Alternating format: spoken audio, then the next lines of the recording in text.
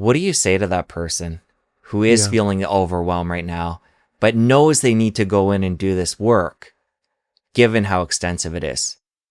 That's a great point. And it's very simple. And that's why I wrote the books. So if you are under 40 and you're asymptomatic, I would read The Ageless Brain, because that is really about how do you make it so that your brain span is as long as your lifespan. You don't want to live to 100 and have the last 20 years in a nursing home. So that's for the people who are asymptomatic. If you have any symptoms or a strong family history, then I would read The End of Alzheimer's or The End of Alzheimer's program. The first one is more about how it works. The second one is, what do you buy at the store, that sort of thing. What are the critical, dietary issues, et cetera. And then if you just want to be inspired by people who reverse their cognitive decline, read The First Survivors of Alzheimer's. These are amazing people, and they actually have their own support group where they meet monthly now, and they're sharing their secrets, and really it's fantastic group. And it's been impressive to me when you talk with them. They're all kind of get it done. They all had significant cognitive decline, got on treatment, reversed their decline, and they're doing really, really well. And I think it's important to point out, which people are probably gathering from listening to this, that everybody's protocol is going to be a little bit different. Exactly. And just because something worked for somebody, it's not necessarily going to work for you. If you're That's right. metabolically healthy and your whole focus is on that, but you have a heavy metal problem, you could be banging your head against the wall for years trying to work in that area. So I think it's just so important for people, and I'm sure at this point, people are getting this. You need to really zoom back at the beginning and see where your holes in your bucket are. And just because you're hearing success for somebody in one area, your success may come from a different one. And maybe it's worth spending just a minute on what are the things that are associated with great success and what are the things that are associated with less success? Because we've seen this now. Over 10,000 people have been on this protocol at one point or another. So we've seen a lot. We've got a lot of follow-up data with a number of published papers on these things, and we see patterns. So here are the things, the people who do spectacularly well. The earlier you start, as I mentioned, the better. As you said, find out what those 36 holes are. For some people, it's going to be more about blood flow. For some people, it's going to be more about methylation, or it's going to be about thrombotic propensity, or it's going to be about messed up oral microbiome, or what have you, sleep apnea, what have you. Find out about those, and then address those. Work with a well-trained person who's gotten good results before. Ask about it. Find out. These are absolutely critical. Having supportive partner, spouse, family, that's very, very helpful as well. Don't give up. Just take it. You don't have to be overwhelmed. Start with one thing. You have to remember, this is a chronic problem. It's not an acute problem. So, if you don't treat pneumococcal pneumonia, you could die within hours. That's not the way this works. This is a chronic issue. So start with the basics and then just add as you feel comfortable doing it. And there's so much that can be done. And so you just take these one at a time. Get I always ask when people say, well, this is not working for me. I say, okay, what was your ketone level this morning? Oh, I don't look at that. Well, okay, you're really not addressing the things that are key here. Get the foundations in. How was your sleep last night? Oh, I don't check that. Well, okay, let's find out. We get the skeptical spouses also who say, I don't believe. They're told by someone who's practicing antiquated medicine, there is nothing that will prevent, reverse, or delay cognitive decline. That was the kind of the classic line, and we're showing that that's just no longer the case. And so those are the characteristics of people who are doing better. And again, they'll have people where, they start to slow the decline, but they are not quite there yet. And now, okay, you add the next thing, you start turning things around. Remember that this is a threshold. It's just what Dean Ornish found years ago for cardiovascular disease. When you do the right things, your cardiovascular disease starts to lessen instead of increasing. Now, on the other hand, the people who have said, well, gee, things haven't turned around. Okay, they are, number one, they're working with a practitioner who doesn't know what he or she is doing. Number two, they may not do extensive enough testing. Number three, they may not have found the things that are driving the problem. Number four, they're often working with the spouse, the family is like, we don't believe this is, we're not going to work with you, we're not going to help you. Those are all the things that are kind of typical for we're not going to do this. And yes, the people who are waiting until they're very late. Now, with that said, I have to mention that I did get a letter a few years ago from a guy who said, how dare you tell people only to come in early? He said, my wife had a MoCA score of 0. She's in a nursing home. We started doing this protocol, and she's so much better. So yeah, we do see it. But as you get later and later, it's not that there's just a cutoff. It's that the farther you go, the more you have to do and the less complete the improvement is. Now, having said that, people will talk again. We have one person who literally, when she goes on the protocol, she is continent, and when she goes off the protocol, she's not.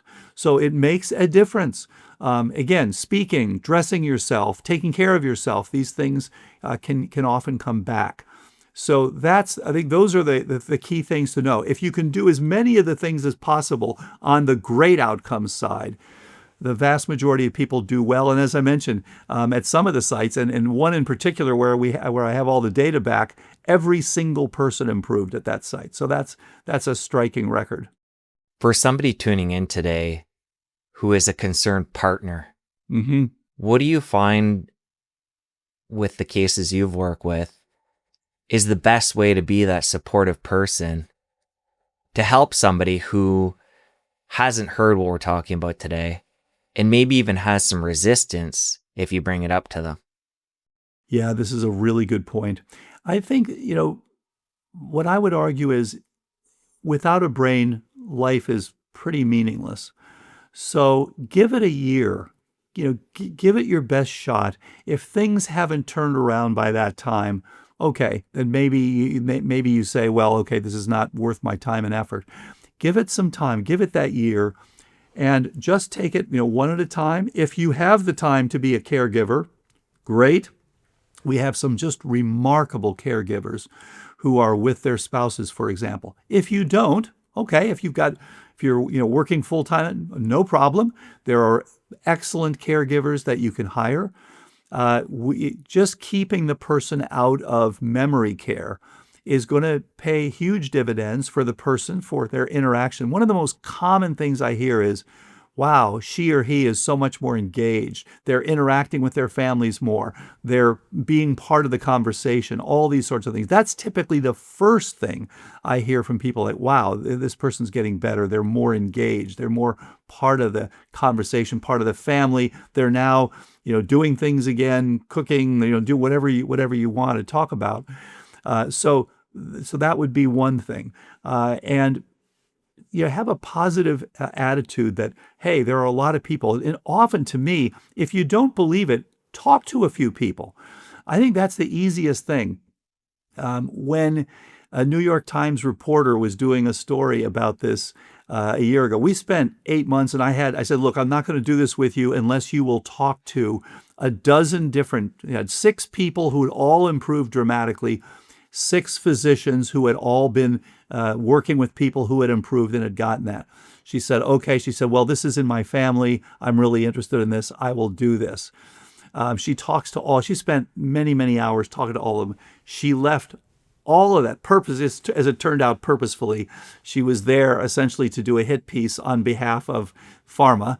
And so she left out all the stuff from all the people who'd improved, all the doctors, and just said, this is ridiculous. She went out and found someone who started it at end stage and gave up after a few months. I mean, interestingly, which she didn't even mention, that person had a little improvement over the first few months, but then gave up. So, it was unfortunate. And I think that people who read it like, well, what is going on here? Read the published data. We have multiple papers in addition to the 240 that we published from the basic mechanisms leading up to this.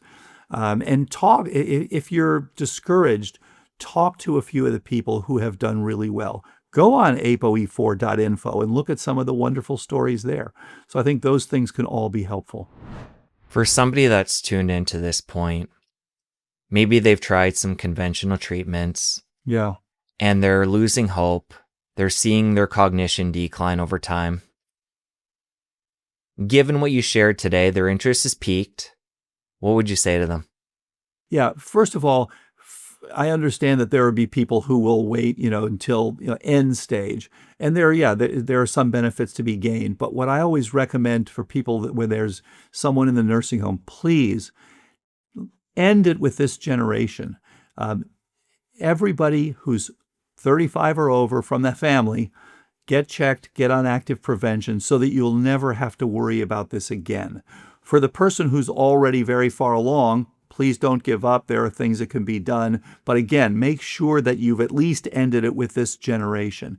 And don't get discouraged, because there are people who are getting things turned around and having much better lives living. There's one of the people who started in very, very late stage. She's fortunate to have a wonderful, wonderful husband who takes great care of her. And as he's pointed out, she's been on for 5 years. She was end stage to begin with, and she's still quite functional. She hasn't had a dramatic improvement. She's had a little improvement, but she's never progressed, which is unheard of for someone who's at that late stage. They're still going on vacations together. They're still having a loving relationship. They still have a lot of good things in the family.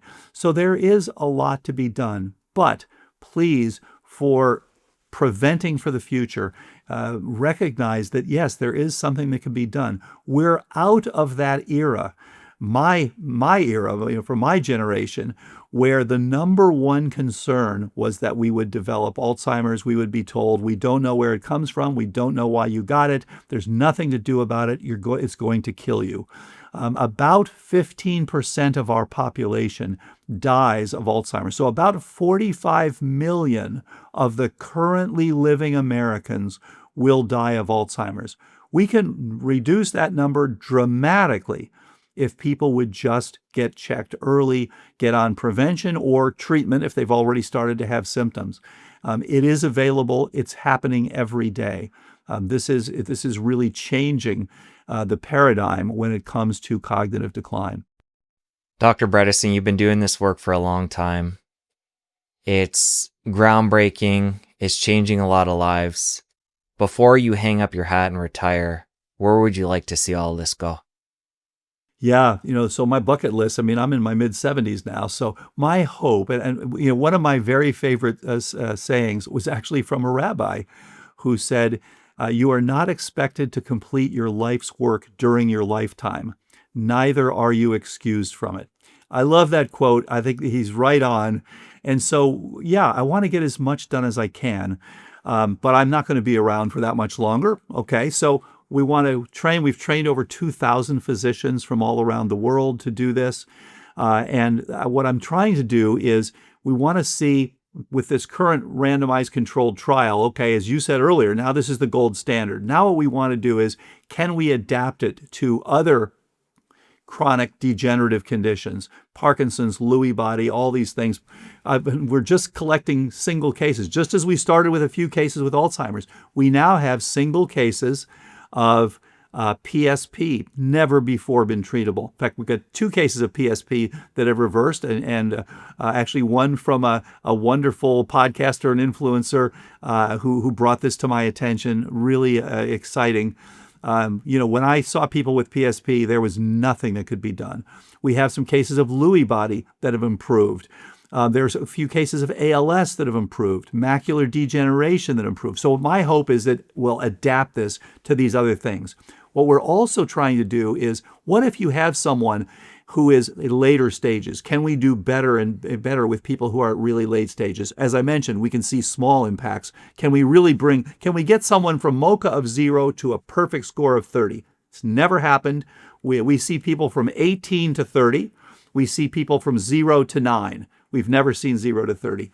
So getting this to be better and better, as I mentioned earlier, partnering so that we can actually know, here's some targeted therapeutics. We have a very exciting therapeutic we developed in the lab called DDL218, which negates the effect of ApoE4 with the pro-Alzheimer effect. I'm very excited. Right now, we are trying to raise support to get that drug into trial. If we could give this to everybody who's ApoE4 to negate the impact, their risk for Alzheimer's, or to treat them if they need it, wouldn't that be great? So those are the things that I would like to see done as much as possible while I'm still around. Since you made it to the end of this clip, I know you're going to love the full episode. Click here to watch. I'll see you over there. About 15% of our population dies of Alzheimer's. So about 45 million of the currently living Americans will die of Alzheimer's. We can reduce that number.